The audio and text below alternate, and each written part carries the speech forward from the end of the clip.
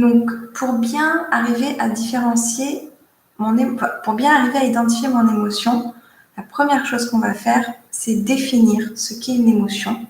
La définir, évidemment, on peut la définir comme ce qu'on trouve dans le dictionnaire, mais c'est pas ça qui nous intéresse. Ce qui nous intéresse, c'est d'arriver à la reconnaître au moment où elle apparaît. Pour ça, on peut demander, et vous, ce que vous pouvez faire, c'est utiliser un tableau. Donc, pour une situation donnée, par exemple, ce serait un tableau qui ressemble à ça. J'espère que vous voyez bien.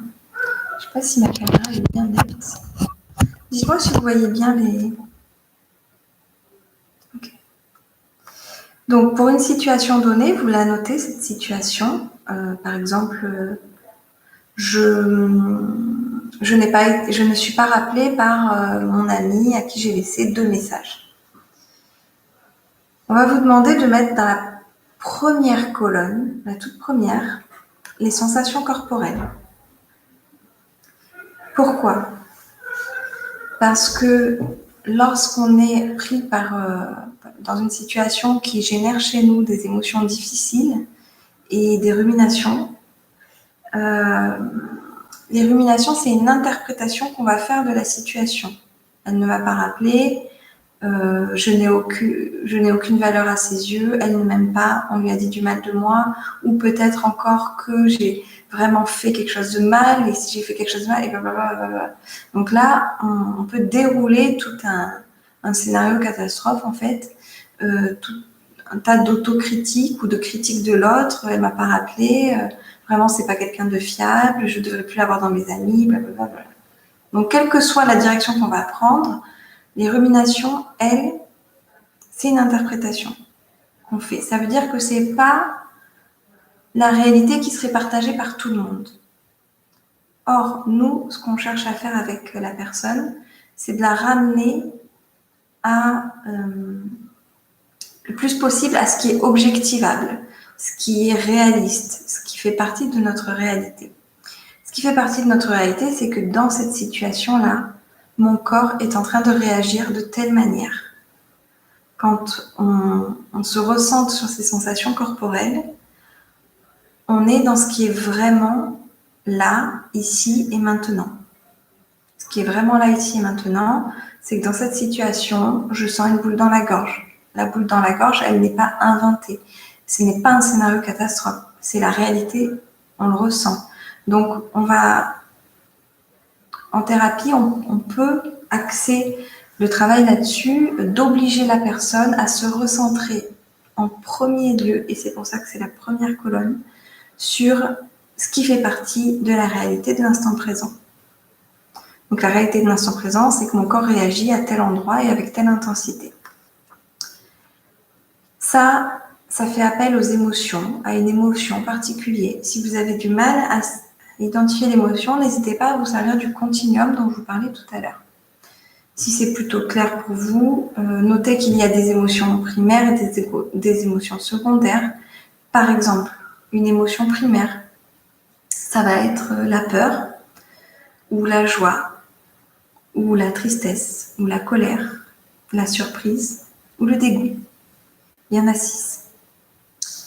Une émotion secondaire, ça peut être soit comme de la colère, mais en moins intense, par exemple de l'irritabilité, soit l'association de 2 émotions. Par exemple, la jalousie, c'est une crise de colère parce qu'on a peur de perdre l'autre. C'est une association entre la colère et la peur qui peut donner lieu, dans un certain contexte, à la jalousie.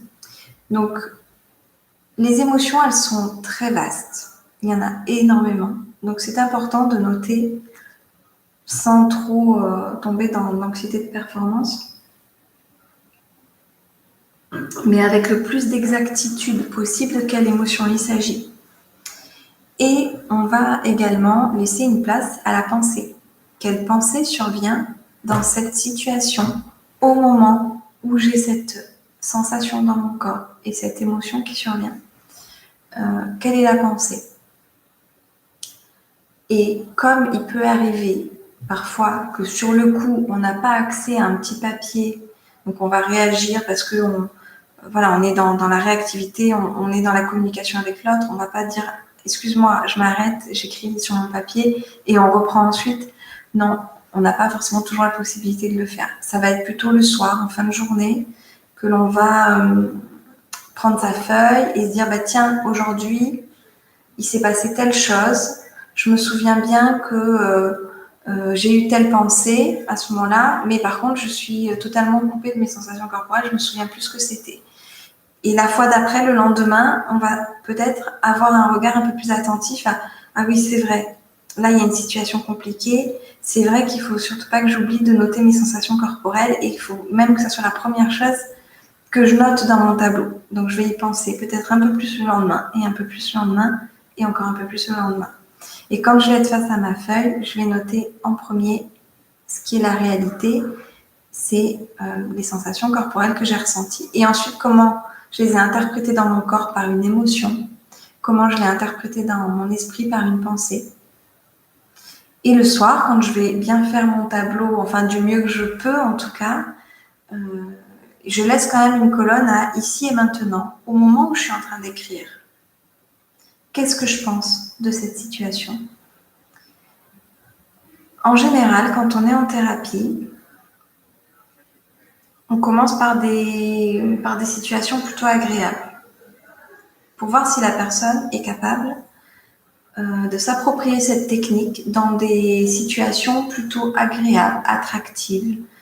Ça peut même être, je pratique un exercice de relaxation, je sens mes muscles qui se détendent dans mon corps, je sens des muscles qui se détendent dans mon corps. Au niveau de mes émotions, ça va être de l'apaisement, du soulagement, du calme. Les pensées, tout va bien, je me sens bien, je suis bien, c'est agréable. Et puis le moment où je vais écrire tout ça, j'aimerais bien recommencer cet exercice où vraiment il faudrait que je m'astreigne à le faire une fois par jour. Voilà. Un exemple de situation agréable. Ou ça peut être également des situations neutres, même si ça ne réagit pas particulièrement au niveau émotionnel, au niveau des sensations corporelles, c'est pas très important.